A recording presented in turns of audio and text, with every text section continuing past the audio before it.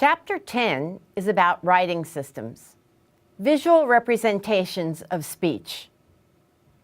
When the first group of people began to represent their knowledge and new discoveries by means of conventional marks, a new era of human cultural development had begun. At this point, the transfer of information became independent of physical presence and the lifespan of the communicators. Unlike speech or language, a written message doesn't rapidly fade.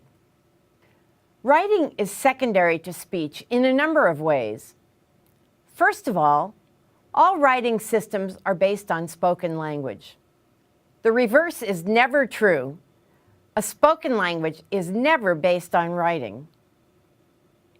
Writing is also secondary to speech in that humans have been speaking for a lot longer than they've been writing. Hominins have been evolving the ability to speak for millions of years. Most linguists believe that by 200,000 years ago, people were speaking much the way we do today.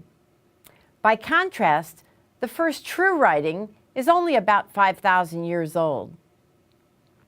The long evolution of speech has led to an innate ability to acquire speech.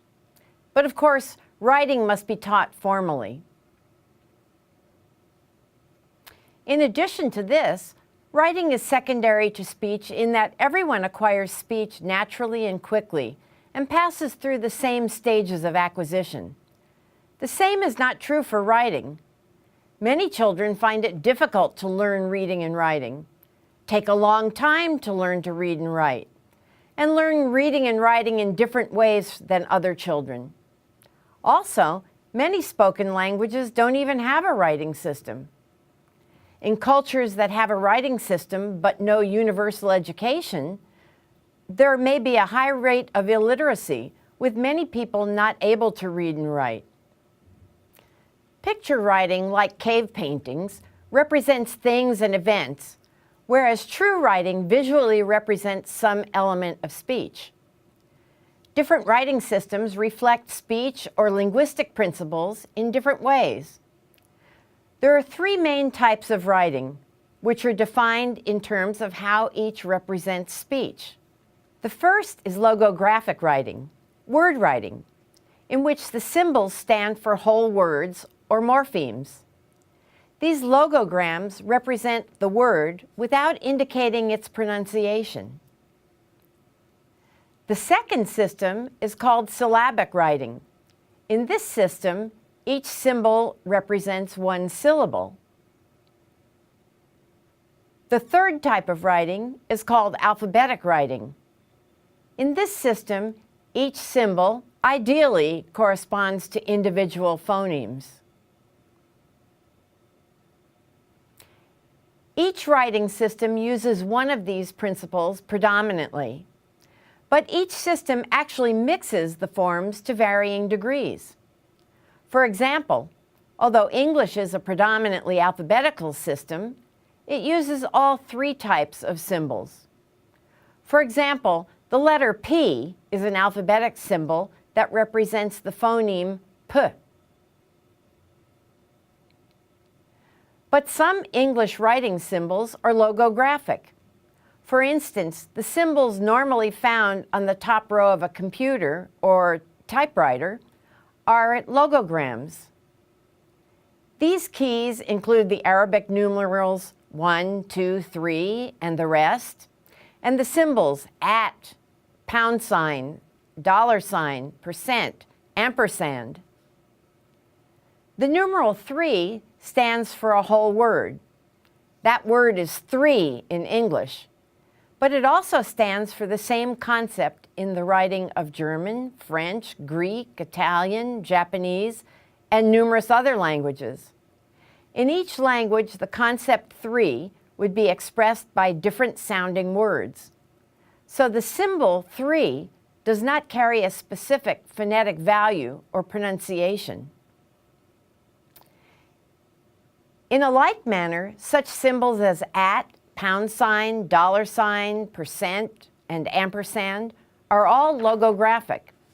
Each of these symbols may conjure up the same basic concept in the mind of the people speaking various languages.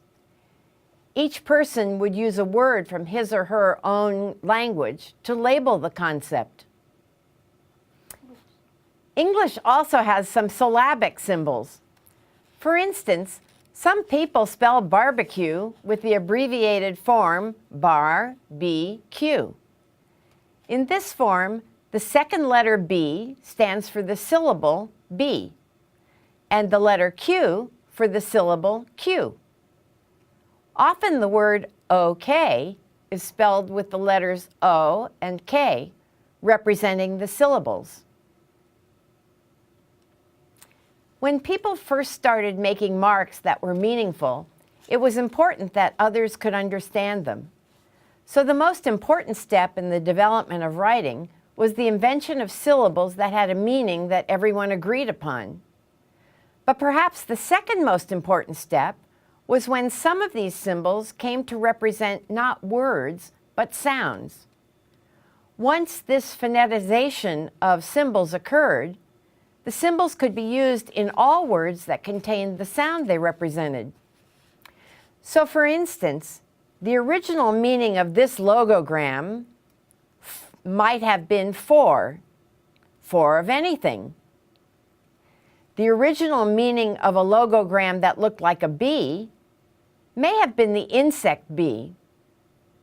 However, if this came to represent the sound for, and the picture of the bee came to represent the sound B, then the combination could mean before, or the word before. Notice that in the word before, the symbols have been freed from any reference to the original logographic word meaning of the symbols and are acting as syllabic symbols for their sound. Employing symbols that once stood for words as syllables and not as words is called the rebus principle. Rebuses supplemented the logographic principle and allowed full writing systems to develop.